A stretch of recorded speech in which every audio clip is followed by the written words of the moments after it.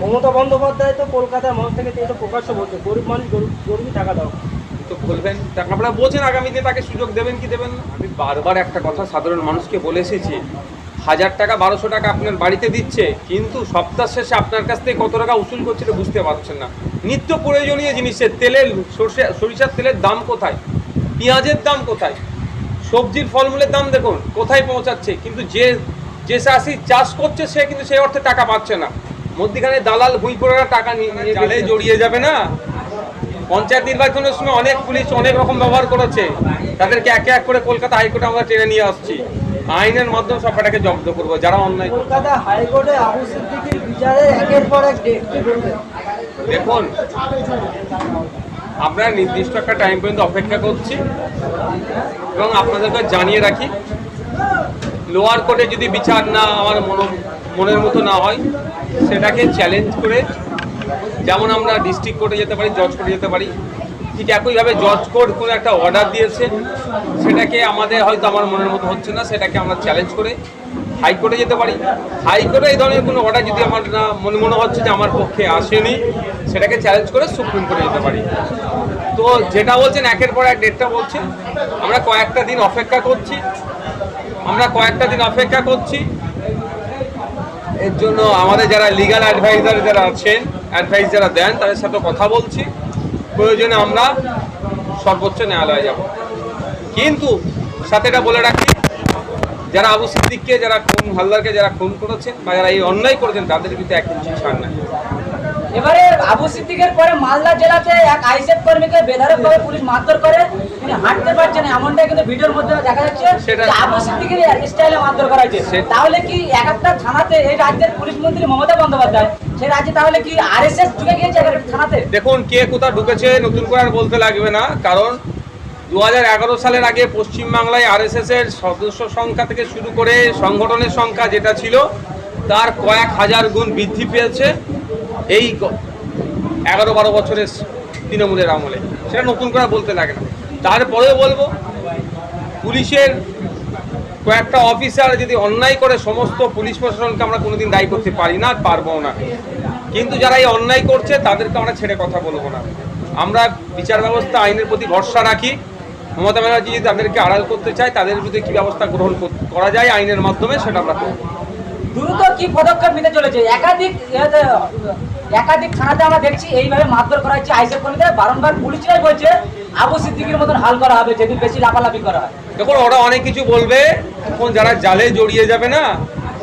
পঞ্চায়েত নির্বাচনের সময় অনেক পুলিশ অনেক রকম ব্যবহার করেছে, তাদেরকে একে এক করে কলকাতা হাইকোর্টে আমরা টেনে নিয়ে আসছি, আইনের মাধ্যমে সবটাকে জব্দ করবো যারা অন্যায় করবে।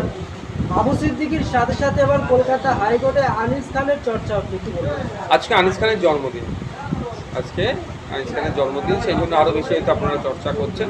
দুর্ভাগ্যের বিষয়, মমতা ব্যানার্জি বলেছিলেন 14 না 15 দিনের মধ্যে করে দেবে, সিট গঠন করে বিচার হয়ে যাবে। এখন হয়তো মনে হয় 15 দিন সম্পূর্ণ হয়নি। মমতা ব্যানার্জির আমলে দলিত, আদিবাসী আর পিছড়ে বর্গের মানুষরা খুন খারাপি থেকে বেশি হয়েছে, বেশি ক্ষতিগ্রস্ত হয়েছে, বেশি মা হারা হয়েছে, বাপ হারা হয়েছে, সন্তান হারা হয়েছে এই মমতা ব্যানার্জির আমলে। যে রাজ্যে পুলিশ মমতা বন্দ্যোপাধ্যায়ের হাতে স্কুল কলেজ, সেই রাজ্যে স্কুলে নাম পেছন করানোর সময় জয় শ্রীরাম বলানো হচ্ছে, ভিডিও ফুটেজ ভাইরাল হয়েছে, কি বলবেন? দেখুন, ইতিপূর্বে এই ঘটনা অনেক ঘটেছে। আমি বিধানসভার অন্দরে হিজাব পরা নিয়ে অনেক প্রশ্ন করেছি। হিজাব পরার কারণে উচ্চ মাধ্যমিক পরীক্ষার কেন্দ্রে ঢুকতে দিচ্ছিল না, হিজাব পরার কারণে আপনার আশাকর্মীকে তার থেকে বার করে দিয়েছিল, হিজাব পরার কারণে এক ছাত্রীকে চড় মেরেছিল। এই নিয়ে একটা বিভ্রান্তিকর পরিস্থিতি তৈরি করার চেষ্টা হচ্ছে রাজ্যে। সেটা নিয়ে মুখ্যমন্ত্রীকে আমি সরাসরি দৃষ্টি আকর্ষণ করেছি, কিন্তু দুর্ভাগ্যের বিষয়, তারা চায় এই ধরনের, আমার মনে হয় তারা চায় এই ধরনের কর্মকাণ্ড যত রাজ্যে বাড়বে, মুসলিমদেরকে ভয় পাওয়ানো যাবে। মুসলিমরা ভয় পেয়ে গেলে কুক্ষিগত হয়ে মমতা ব্যানার্জির পকেটে ঢুকে বসে থাকবে। আর মমতা ব্যানার্জির পকেটে ঢুকে বসে থাকলে মুসলিমরা তাদের দাবি দেওয়ার কথা বলবে না, চাকরির কথা বলবে না, ওয়াকফ সম্পত্তি উদ্ধারের কথা বলবে না, শুধু বেঁচে আছি এতটুকুই বলে দেবে। ফলে এই দিন দেখতে হচ্ছে। নাহলে বুঝুন না, দীর্ঘদিন ধরে দাবি করা আসছে দুটো ঈদের 6টা দিন ছুটি, কারণ সেটাও সায়েন্টিফিক তার কারণ আছে, তার নির্দিষ্ট কারণ আছে। আরবি মাসের চাঁদ দেখে মুসলিম সমাজের মানুষরা রোজা রাখে, চাঁদ সন্ধ্যার পরে ওঠে, ফলে যদি 29 তারিখে অনেক সময় ঈদ হয়, 30 তারিখে ঈদ হয়, সেই একটা ঈদের 29 তারিখ 30 তারিখে ঈদের পরের দিন ছুটি, 3 দিন করে ছুটির জন্য ডিমান্ড করা হয়েছে। তা তো ভ্রুক্ষেপ করেনি, উল্টে অন্য সম্প্রদায়ের ধর্মীয় অনুষ্ঠানে আর্থিকভাবে সহায়তা করছে। অনেকে বলছে ঈদে দিতে হবে, নবী দিবসে দিতে হবে, কুর্মীরা বলবে তাদের দিতে হবে, আদিবাসীরা বলবে তাদের দিতে হবে, খ্রিস্টানরা বলবে তাদের দিতে হবে, বা অন্যান্য যারা জাতি আছে তারা দিতে চাইবে, সেটাই পক্ষপাতী নয়। কিন্তু আমি যেটা স্পেসিফিক বলতে চাইছি, সংখ্যালঘুদের দীর্ঘদিনের দাবি পূরণ হচ্ছে না, কারণ পকেটে ঢুকিয়ে নিয়েছে বিজেপির ভয় দেখিয়ে। আর এই ধরনের যে বলছেন, এই যে স্লোগানিং যেগুলো বলছেন, এগুলো হচ্ছে আমার মনে হয় তো এদের তৈরি করা প্ল্যান, শুধু মুসলিমকে ভয় দেখিয়ে ভোটটা নেবে। 21শে জুলাই তৃণমূল কংগ্রেসের ডাকে কলকাতা একটা সভা হয়েছিল, যারা শহীদ হয়েছিলেন তাদের আত্মা শান্তি কামনার জন্য, কিন্তু সেই সভাতে কিছু তৃণমূল সমর্থক কর্মীরা ডিজে গান বাজিয়ে তাদের কি আত্মা শান্তি পিছনে ব্যানার লাগানো আছে। দেখুন, এটা তৃণমূল কংগ্রেসের কালচার, কোথায় কি করতে হবে তারা ভুলে গেছে। সবেতে ডিজে গান, কোনো জায়গায় তৃতীয় লিঙ্গের নিয়ে এসে তাদেরকে নিয়ে নৃত্য পরিবেশন করানো, এই ধরনের তাদের কালচারে পরিণত হয়েছে। এটা তাদের নতুন কোনো ব্যাপার নাই। যারা জাতীয় সঙ্গীত পরিবেশন করতে দেয় না, মাঝপথে আটকে দেয়, যারা জাতীয় পতাকা কেড়ে নেয়, ছিঁড়ে নেয়, তারা এগুলো দেখা যেগুলো ছোট তো। একদিকে চাকরি প্রার্থীরা রাস্তায় আন্দোলন করছেন, অন্যদিকে পুজো কমিটির বাৎসরিক যে অনুদান সেটা বাড়িয়ে 1 লক্ষ টাকা করে দিয়েছে। কি বলবো, পুজো কমিটিকে নয়, একটু ঘুরিয়ে করছে, এটা ক্লাবকে দিচ্ছে, প্রায় 43,000 ক্লাবকে ওটা দিচ্ছে। অ্যাকচুয়াল ওটা হচ্ছে ধরে রাখা বেশ কয়েকটা কারণ, তার মধ্যে মোদি বড় হিন্দুদের নেতা না দিদি বড় হিন্দুদের নেতা, এই লড়াই চলছে। কে বড় হিন্দুদের নেতা হবে, এই নিয়ে লড়াই চলছে। আর এদিকে অর্থনৈতিক দুরবস্থা। আপনাদের ভাঙড় 1 নম্বর ব্লকে 2 নম্বর ব্লকের কথা বলছি, এই যে বরালি ঘাটের ব্রিজ, এই কাঠের ব্রিজ যে কোনো সময় দুর্ঘটনা ঘটতে পারে। এটা সংস্কারের কথা যখন আমি বলি, এই ধরনের কাঠের ব্রিজগুলো সংস্কারের কথা বললে, কংক্রিটের ব্রিজ করার কথা বললে বলে টাকা নাই। আপনাদের নলমুড়ি হসপিটালের ডাক্তার ঠিক মতো নয়, কিছু হলেই চিত্তরঞ্জনে ট্রান্সফার করে দিচ্ছে, রেফার করে দিচ্ছে। এই নলমুড়ি হসপিটাল, ওইদিকে জিরেনগাছের ব্লক, দুটো ব্লকের হসপিটালকে উন্নত মানের করার কথা বললে, ডক্টর দিতে বললে, ঔষধ নার্স দিতে বললে, বা মেডিকেল ইকুইপমেন্ট দেওয়ার কথা বললে কি বলে যে এখন টাকা নাই। আর এইদিকে ভোটকে ধরে রাখার জন্য কে বড় হিন্দুদের নেতা হবে, হিন্দু ভোট লাগবে কেন, মুসলিম ভোট তো পকেটে চলে এসেছে, বাকি হিন্দু ভোট, এই ধরনের হিন্দু ভোটটাকে আনার জন্য টাকা দেওয়া হচ্ছে। একটা সময় ছিল দুর্গা উৎসব কমিটি চিফ মিনিস্টার রিলিফ ফান্ডে টাকা দিত, আর এখন উল্টে সরকার চিফ মিনিস্টার টাকা দিচ্ছে দুর্গা উৎসব কমিটিকে। তাহলে কি সংখ্যালঘুদের জন্য কি কোনো চিন্তা নেই বাংলার মুখ্যমন্ত্রী? আমি তো নতুন করে আর কেন বলবো, শুধু শোষণ করা হচ্ছে, তোষণের নামে সংখ্যালঘুদের শোষণ করা হচ্ছে।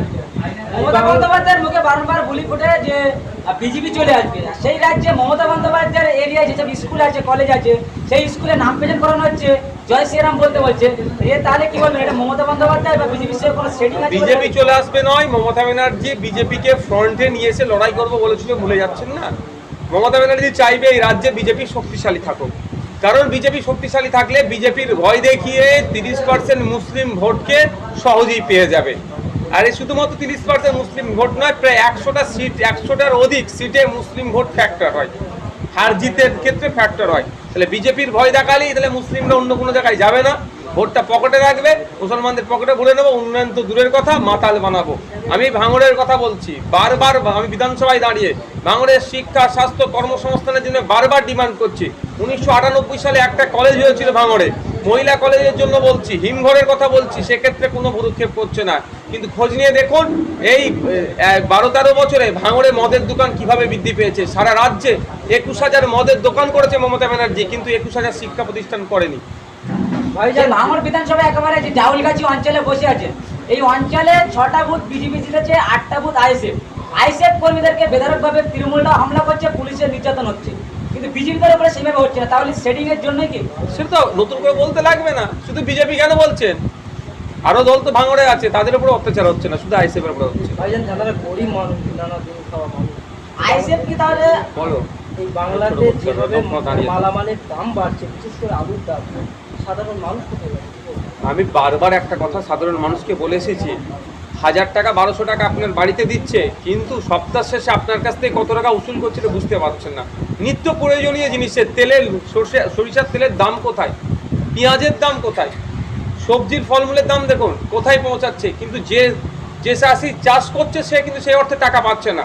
মধ্যখানে দালাল ভুঁইপোড়ারা টাকা নিয়ে বেরিয়ে যাচ্ছে। চাল ডালের দাম দেখুন, আলুর দাম দেখুন, নিত্য প্রয়োজনীয় জিনিসের দাম বেড়ে যাচ্ছে। মমতা ব্যানার্জির রাজ্য সরকার কি কেন্দ্র সরকারের কোনো সদিচ্ছে নাই এই দামগুলো কমানোর। তারা চাইছে গরিবি বাড়ুক, গরিবি বাড়লে ওই রেশন দেবে, তুলে খাবে, আপনি আমি তুলে খাবো, আর যেই বিরোধিতা কেউ করবেন অন্যায় করলে বলে তো রেশন বন্ধ করে দেবো, ফলে ওই এক নিয়ন্ত্রণ প্রতিষ্ঠা করার চেষ্টা হচ্ছে। মমতা বন্দ্যোপাধ্যায় তো কলকাতার মানুষ থেকে এটা প্রকাশ্য বলছে, গরিব মানুষ গরিবই টাকা দাও। তো বলবেন, আপনারা বোঝেন আগামী দিনে তাকে সুযোগ দেবেন কি দেবেন না, আপনারা জানেন। Thank you.